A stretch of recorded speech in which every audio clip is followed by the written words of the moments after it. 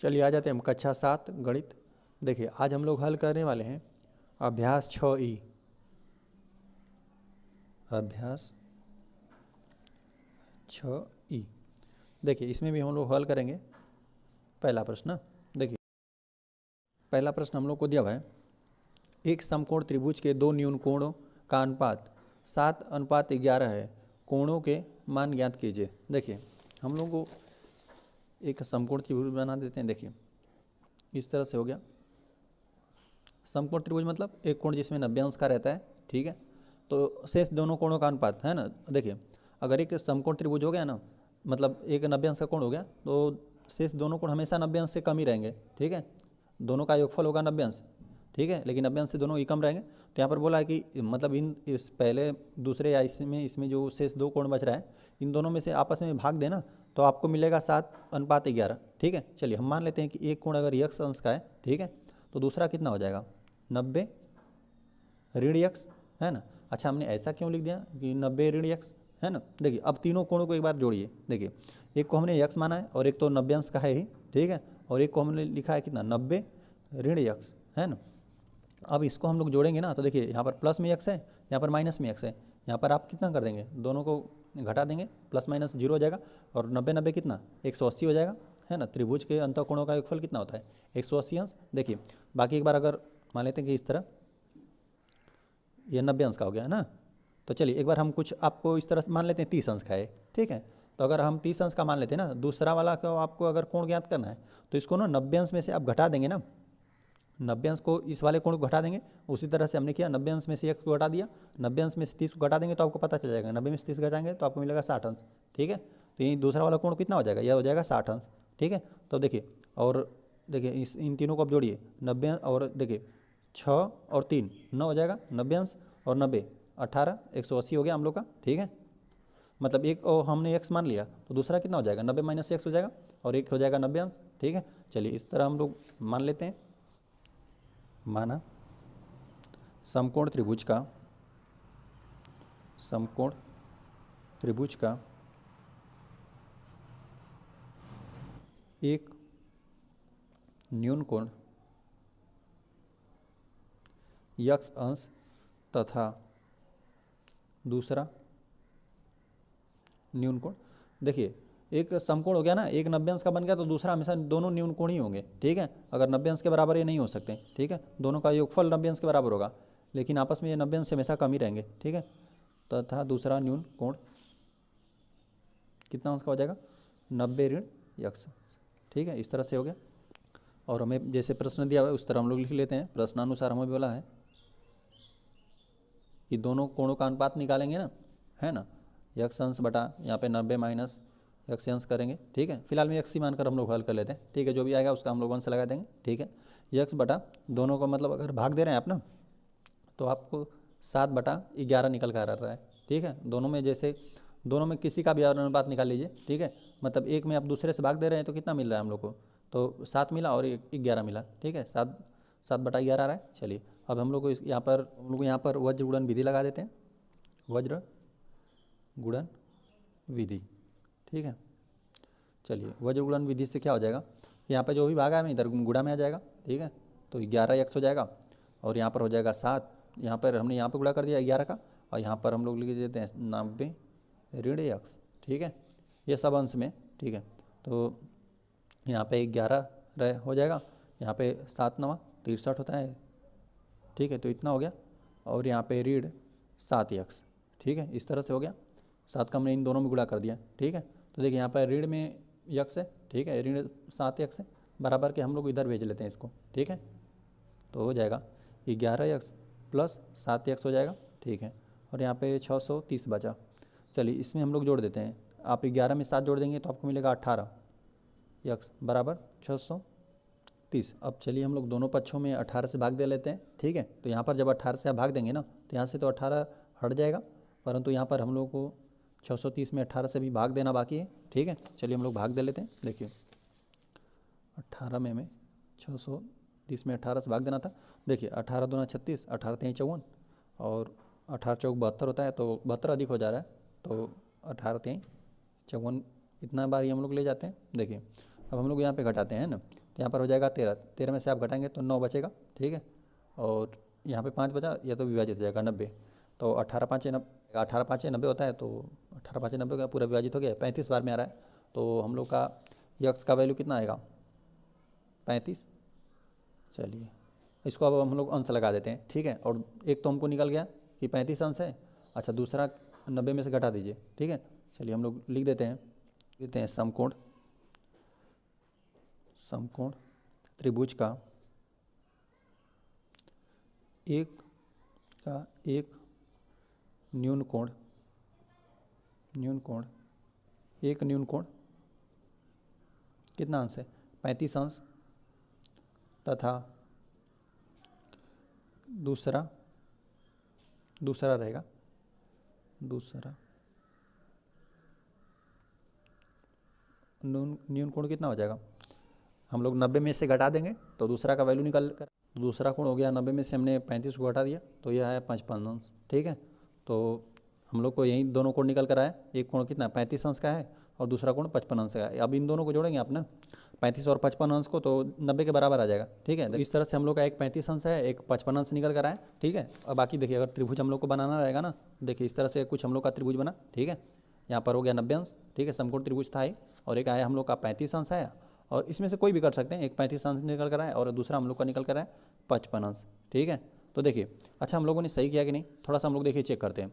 बोल रहा था कि एक न्यून कोण और दूसरे न्यून कोण में भाग दे रहे हैं ना, तो आपका आना चाहिए, तो चलिए छोटा वाले को ऊपर रखेंगे और बड़ा वाले को नीचे 55, या भाग देंगे ना इसमें, तो यह आना चाहिए 7/11 आना चाहिए, 7:11 आना चाहिए, ठीक है। मतलब इसमें भी कुछ का गुणा था, इसमें भी कुछ का गुणा था, दोनों को हमने विभाजित कर दिया, 7/11 आ गया था।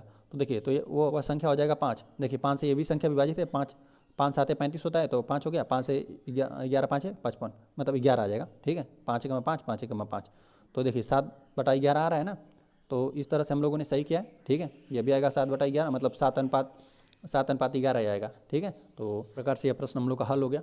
चलिए आ जाते हैं हम लोग क्वेश्चन नंबर 2 पे। तो क्वेश्चन नंबर 2 हम लोग को दिया हुआ है, 2 कोटि पूरक कोणों का अंतर 20 अंश है, प्रत्येक कोण की माप बताइए। चलिए हम लोग हल करने वाले हैं दूसरे वाले को। देखिए कोटि पूरक और समपूरक हम लोग थोड़ा समझ लेते हैं। देखिए पहला समझ लेते हैं कोटि पूरक क्या होता है। देखिए इस तरह से कोई कोण है, ठीक है, कोई 90 अंश का इस तरह से कोण है, ठीक है, 90 अंश है ना। अगर इसमें से मान लेते हैं कि कोई भी कोण इस तरह से हम बना देते हैं, एक यह कोण हो गया और एक यह कोण, 2 कोण हमने बना दिया, ठीक है। तो हम लोग ना इन दोनों कोणों का अगर 2 कोण बना, ठीक है, 90 अंश पहले से था और 90 अंश में 2 कोण बन गया, तो 2 कोणों का अगर योगफल, 2 कोणों का योग 90 अंश होता है, ठीक है, 2 कोणों का योग 90 अंश होता है, ठीक है, तो उसे कोटि पूरक कहते हैं, ठीक है, कोटि पूरक कोण कहते हैं, ठीक है, कोटि पूरक कोण। तो इस तरह से हो गया, ठीक है, 2 कोणों का योगफल 90 अंश रहेगा तो उसे बोलते हैं कोटि पूरक। और दूसरा समझ लेते हैं समपूरक क्या होता है, ठीक है, समपूरक कोण, ठीक है। समपूरक क्या होता है, मान लेते हैं इस तरह से जैसे हमने बना दिया, ठीक है, 180 अंश का इस तरह से कोण हो गया, ठीक है, 180 अंश। इसी में हम 2 कोण कहीं से बना देते हैं, मतलब एक कोण इसको हमने बना दिया, एक कोण इस तरह से हमने बना दिया, और 2 कोणों का योगफल अब 180 अंश रहेगा ना, तो उसे बोलेंगे समपूरक। चलिए हम लोग इसको भी लिख देते हैं, 2 कोणों का योग 180 अंश होता है तो उसे समपूरक कोण कहते हैं, ठीक है, समपूरक कोण कहते हैं, ठीक है। अगर 2 कोणों को आप अगर जोड़ रहे हैं ना, उन दोनों कोणों का योगफल 90 अंश के बराबर रहता है तो उसे बोलते हैं कोटि पूरक, और 2 कोणों को जोड़ते हैं, ठीक है, अगर उन दोनों कोणों का योगफल 180 अंश रहता है तो उसे बोलते हैं समपूरक कोण, ठीक है। तो देखिए हम लोग को पहले में बोल दिया कि दोनों कोण 2 कोटि पूरक कोण है, कोटि पूरक कोण है मतलब दोनों कोणों को हम लोग जोड़ देंगे ना तो 90 अंश आना चाहिए, ठीक है, तो ये होता है हम लोग को कोटि पूरक कोण। उसका अंतर बोला है 20 है, तो चलिए हम लोग मान लेते हैं, चलिए हम लोग लिख देते हैं, माना दोनों कोटि पूरक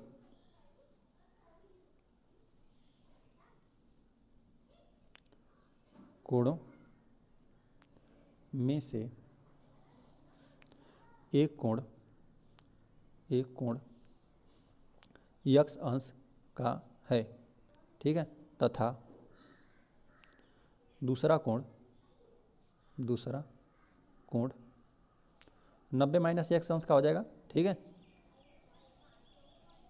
दूसरा कोण 90 माइनस एक्स अंश का है, ठीक है। देखिए हम लोगों ना जैसे मान लेते हैं कि कोई कोण है, ठीक है, इस तरह से हमने कोई समकोण बना दिया है ना, तो हम लोग जान रहे हैं कि दोनों कोणों का योगफल होगा कितना 180 अंश मतलब 90 अंश ना, तो वही होता है कोटिपूरक। तो देखिए हम लोग मान लेते हैं कि ये अगर 30 अंश है ना, तो दूसरा वाला निकालना रहेगा तो आप 90 में से घटा लीजिए। हम लोग जानते हैं कि दोनों कोटिपूरक कोण में कोटिपूरक कोण कब रहते हैं, जब दोनों कोणों का योगफल 190 अंश होता है, ठीक है, 90 अंश रहता है। तो एक अंश आपका कितना 30 अंश निकल गया, तो दूसरा 90 में से आप घटा दीजिए, 90 में से 30 को घटाइए तो आप जान जाएंगे कि कितना ये 60 अंश का ही होगा, ठीक है, 60 अंश का हो गया ये हम लोग का कोण, ठीक है। इसीलिए हम लोगों ने एक को माना एक्स अंश, दूसरा को 90 में से घटा दीजिए, दूसरा आपका निकल कर आ जाएगा, ठीक है।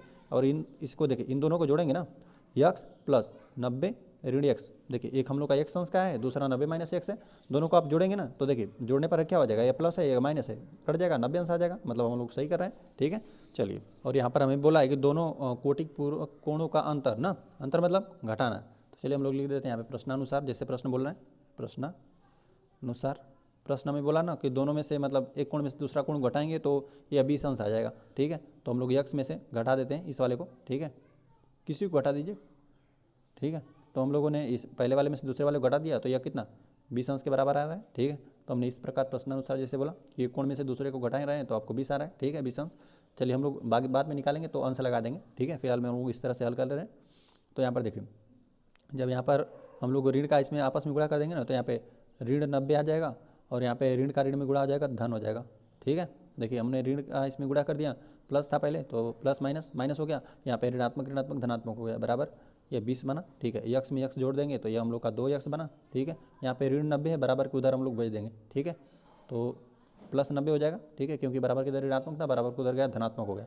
चलिए यहाँ पर 2 यक्स हो गया, ठीक है। यहाँ पर 90 में हम लोग जब 20 जोड़ेंगे, ठीक है, तो यह 110 हो जाएगा, ठीक है। इसमें दोनों में 2 से भाग चला जा रहा है, भाग दे दीजिए, यक्स का वैल्यू निकाल लेते हैं। यहाँ पे 2 से हम लोग भाग देंगे तो कितना हो जाएगा, 2 5 10 हो जाएगा, फिर 2 5 10 मतलब 110 का आधा करेंगे तो हम लोग कितना निकल कर आया 55 अंश, ठीक है। चलिए तो हम लोग लिख लेते हैं कि दोनों कोटिपूरक कोणों में से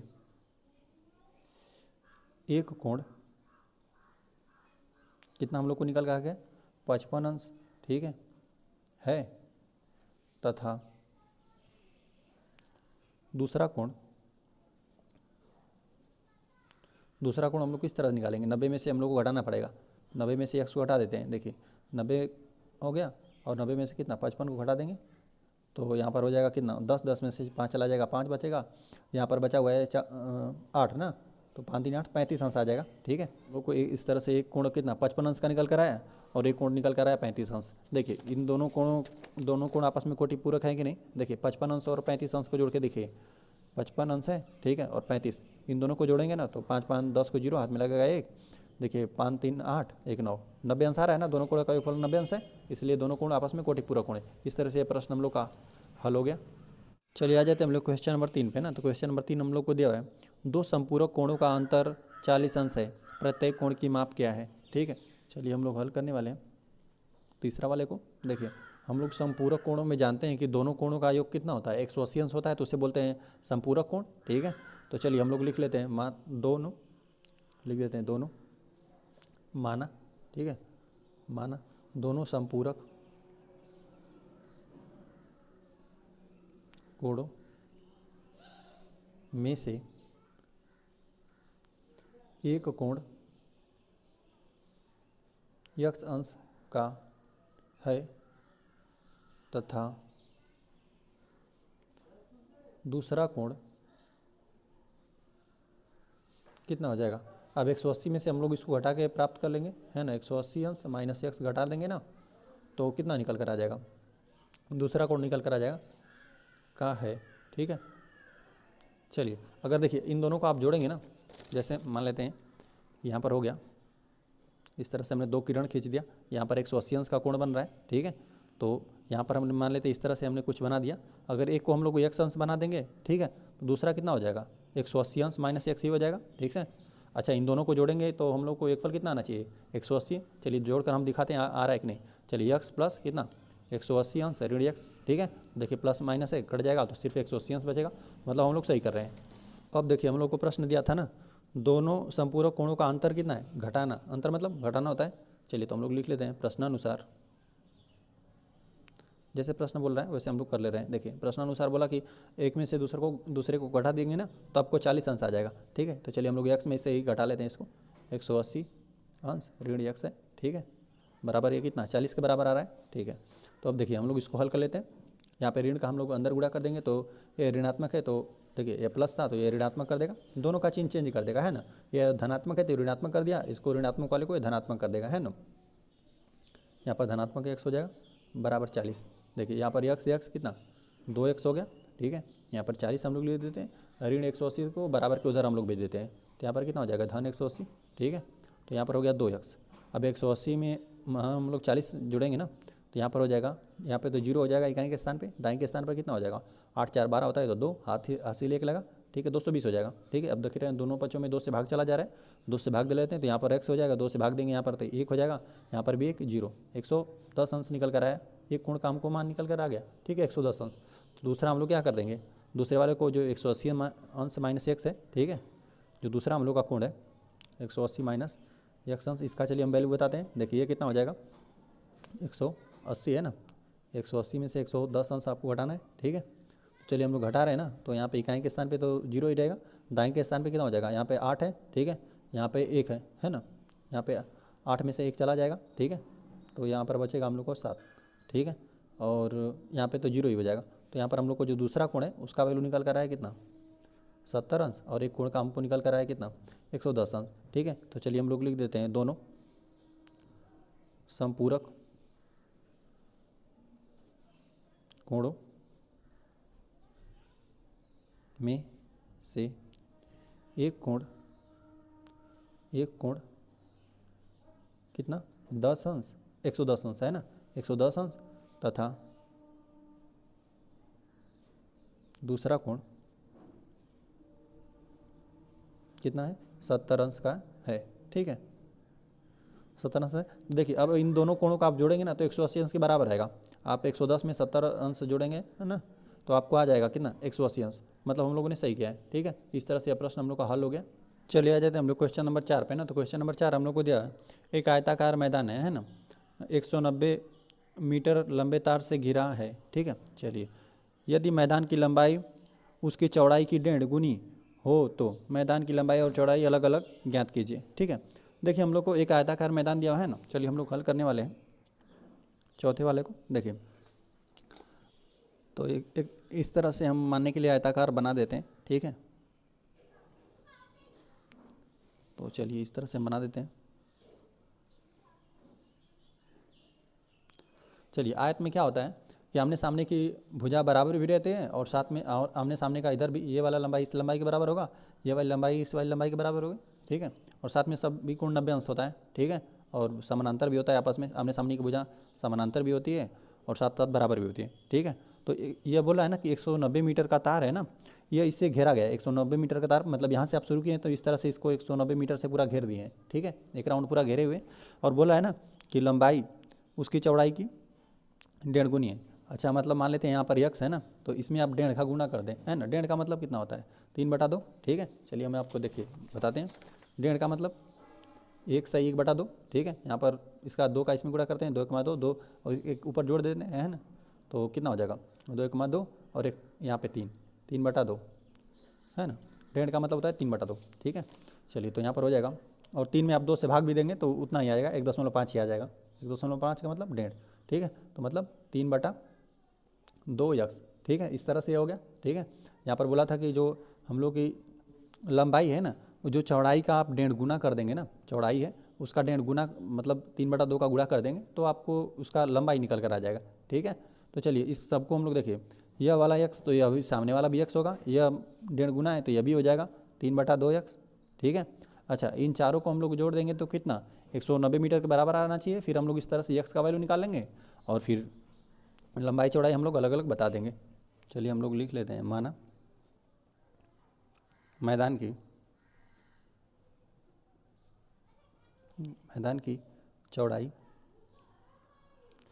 x मीटर है, ठीक है, x मीटर है, तब मैदान की चौड़ाई, मैदान की लंबाई ना, लंबाई 1.5 गुनी बोला था तो हम लोग कितना 1.5 गुनी का मतलब 3/2 x मीटर है, ठीक है। और इसी को बोला था कि मतलब यहाँ पे जो सभी लंबाई है ना, ये सभी लंबाइयों को आप जोड़ रहे हैं ना तो 190 मीटर के बराबर आ रहा है, ठीक है।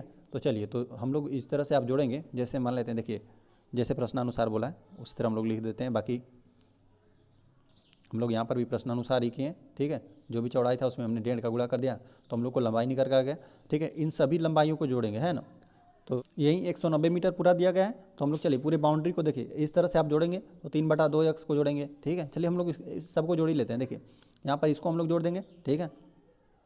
तो 3/2 x प्लस x, एक x आएगा, प्लस कितना 3/2 x प्लस x बराबर कितना 190, ठीक है। इतना ही दिया था हम लोग को, ठीक है।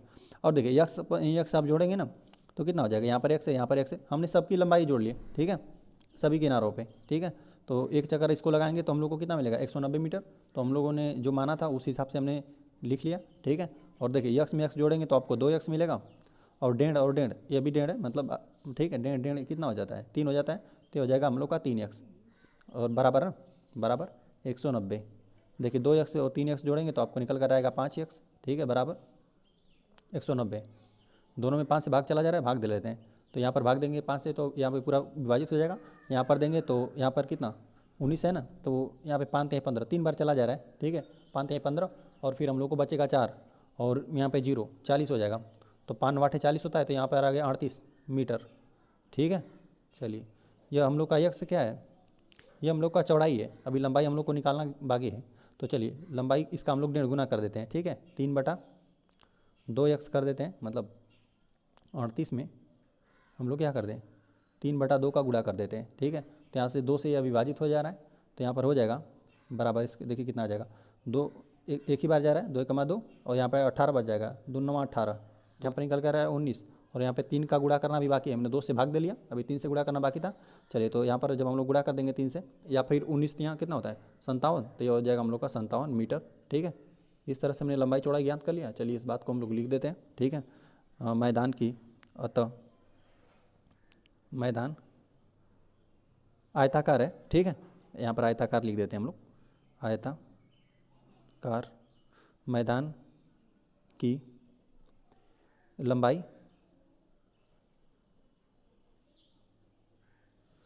कितना है, ये वाला लंबाई हम लोग का था 57 मीटर लंबाई है, और ये वाला हम लोग का चौड़ाई था, ठीक है। क्योंकि चलिए लंबाई हम लोगों ने पहले लिख दिया, चलिए इसी को लिख लेते हैं। ये कितना निकल कर है 57 मीटर, और लिख देते हैं हम लोग मैदान की चौड़ाई हम लोग को कितना मिला था 38 मीटर। देखिए हम लोगों ने किस प्रकार किया, हम लोग को एक आयताकार मैदान दे दिया था, और इसमें बोला था ना कि जो चौड़ाई है उसमें 1.5 का गुणा कर देंगे तो आपको निकल कर आ जाएगा लंबाई उसका, ठीक है। और पूरा बाउंड्री दिया था कि 190 मीटर लंबे तार से घिरा हुआ है, ठीक है। बताना था ना कि यहाँ पर यह चौड़ाई कितना है और लंबाई कितना है, ठीक है।